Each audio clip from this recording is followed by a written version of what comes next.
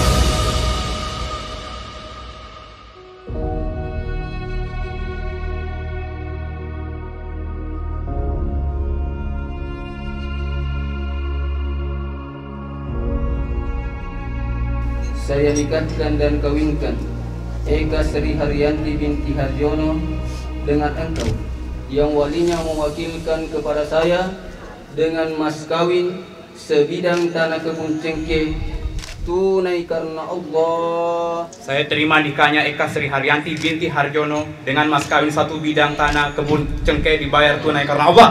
Amin.